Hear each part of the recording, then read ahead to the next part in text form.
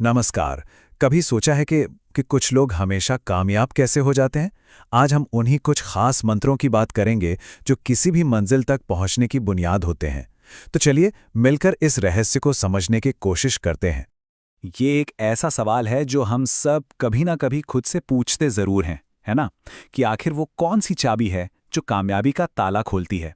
इस चर्चा में हम इसी पहेली को सुलझाने की कोशिश करेंगे और देखेंगे कि क्या वो चाबी हमें मिल पाती है। हमारी आज की बातचीत का जो आधार है वो एक लेख है जो कामयाबी के 3 बहुत ही शक्तिशाली मंत्रों के बारे में बताता है। तो यही वो फ्रेमवर्क है जिस पर हम आगे की बात करेंगे। तो हमारी इस यात्रा का पहला पड़ाव है अपने अंदर की आवाज को पहचानना। क्योंकि देखिए, सच्ची कामयाबी की शुरुआत कहीं बाहर से नहीं होती, वो तो अंदर से ही होती है। और जानते हैं मजे की बात क्या है?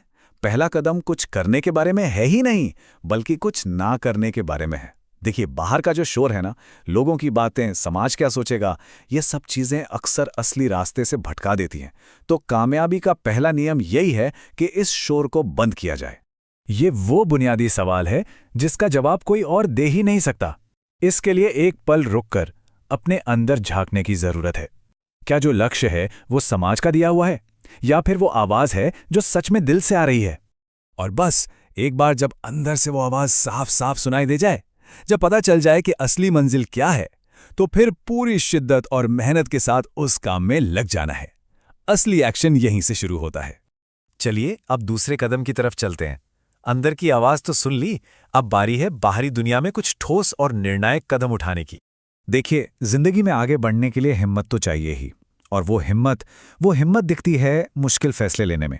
ये वो फैसले होते हैं जो शायद आसान नहीं लगते, पर ग्रोथ के लिए, आगे बढ़ने के लिए बहुत जरूरी हैं। सच पूछिए तो यही कामयाबी की असली दौलत है।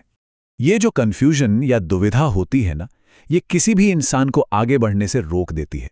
ये एक तरह का ठहराव है। जब तक कोई पक्के इरादे से फैसला नहीं लेता, तब तक वो कामयाबी की राह पर एक कदम भी आगे नहीं बढ़ सकता। और यही बात स्वामी विवेकानंद के इस विचार में कितनी खूबसूरती से समझाई गई है। एक साफ लक्ष्य का होना ही अपने आप में सबसे बड़ी पूंजी है, सबसे बड़ा खजाना। क्योंकि यही तो फैसलों को सही दिशा देता है और भटकने से बचाता है। और अब आते हैं अपने आखिरी और शायद सबसे जरूरी कदम पर। यह हमारी सोच के बारे में है, उस माइंडसेट के बारे में जो इस पूरी यात्रा के लिए बेहद जरूरी है। ये एक बहुत ही सीधी और सच्ची बात है जिसे हम अक्सर भूल जाते हैं। कोई भी परफेक्ट नहीं होता।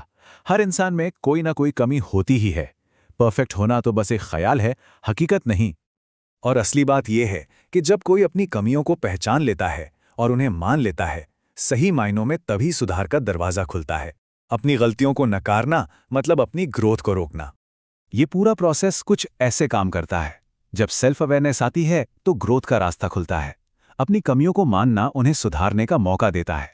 और जो इंसान लगातार खुद को बेहतर बनाने में लगा रहता है, उसे कामयाब होने से कोई रोक नहीं सकता। ये एक तरह से अपनी कमजोरी को ही अपनी सबसे बड़ी ताकत बना लेना है। तो चलिए अब इन तीनों कदमों को एक साथ जोड़कर देखते हैं कि कामयाबी का असली मतलब, उसका असली सार क्या निकलता है। ये रहे वो तीनों मूल मंत्र एक साथ। सबसे पहले अपने दिल की आवाज सुनें, फिर उस आवाज की दिशा में सही और मजबूत फैसले लें, और आखिर में अपनी कमियों को स्वीकार करते हुए हमेशा खुद को बेहतर बनाते रहें। ये समझना बहुत जरूरी है कि ये कोई एक बार का काम नहीं है, कोई चेकलिस्ट नहीं है, बल्कि ये तो खोज, कर्म और विकास का एक लगातार चलने वाला पहिया है।